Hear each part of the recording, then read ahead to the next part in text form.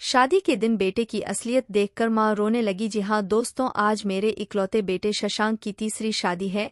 आज मैं बहुत डरी हुई हूँ। आज पता नहीं क्या होगा, क्योंकि पहली शादी वाले दिन भी मेरे बेटे ने बहू के साथ पता नहीं क्या कर दिया था कि वह बहुत जोर जोर से चिल्ला रही थी और शादी की पहली रात ही घर छोड़कर भाग गई और दोबारा कभी नहीं आई। और फिर हमने अपने बेटे की दूसरी शादी करने की सोची और सोचा शायद हो सकता हो हमारी बहू में ही कोई दिक्कत हो। फिर हमने शशांक की दूसरी शादी कर दी। दूसरी शादी में भी वही हुआ जिसका मुझे डरता था। बहू को मैंने अपने बेटे के कमरे में भेजा और सोचा कि अब सब ठीक हो गया है, लेकिन करीब 1 घंटे बाद बहू कमरे से बहुत तेज चिल्लाते हुए बाहर की तरफ भागी। हम लोग उसकी चीखें सुनकर तुरंत बाहर वाले कमरे की तरफ दौड़े और देखा कि बहू बाहर जमीन पर गिर पड़ी है, बहुत तेज चिल्ला रही है और कुछ देर बाद ही वह बेहोश हो जाती है। हम सब लोग उसको हॉस्पिटल ले जाते हैं और फिर कई घंटे बाद उसको होश आता है।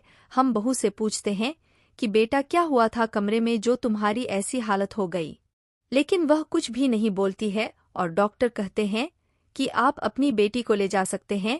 वह हमारे साथ ससुराल जाने से मना कर देती है। वह अपने मायके चली जाती है और कहती है कि मैं आज के बाद आपके यहाँ कभी नहीं आऊंगी। मेरे तो समझ में ही नहीं आता है कि अब मैं क्या करूं।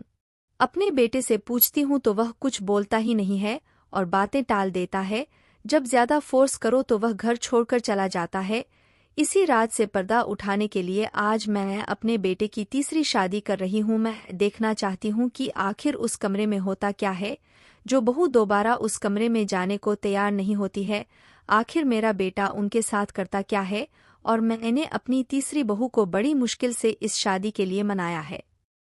मैंने उसे वादा किया है कि मैं तुमको कोई भी मुश्किल नहीं आने दूंगी। हम लोग बस देखना चाहते हैं कि आखिर वहां पर होता क्या है, और जैसे ही कुछ गलत होगा हम लोग तुरंत ही तुमको बचा लेंगे। यह बातें सुनकर वह शादी के लिए मान गई है।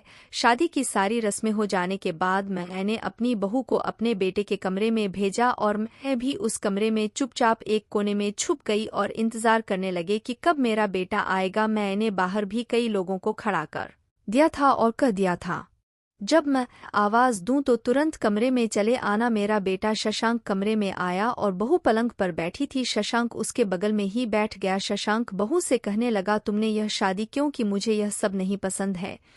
बेटे व बहू पर नजर रखी थी, वह उनकी बातें सुन रही थी। शशांक धीरे धीरे बोलते बोलते एकदम से उसका रूप बदल गया। उसका यह रहस्य देखकर मैं एकदम परेशान हो गई और एकदम से चीखने लगी। यह सुनकर बाहर खड़े सब लोग तुरंत अंदर कमरे में आ गए।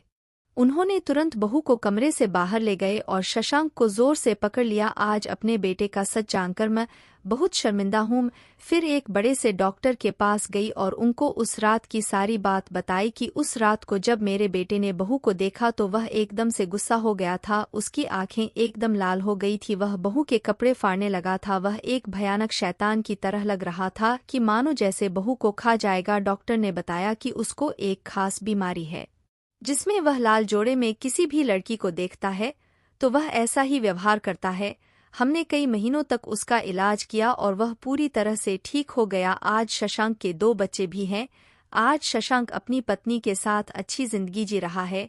आज अगर मैं यह सब नहीं करती तो मुझे यह रहस्य कभी भी पता नहीं चलता।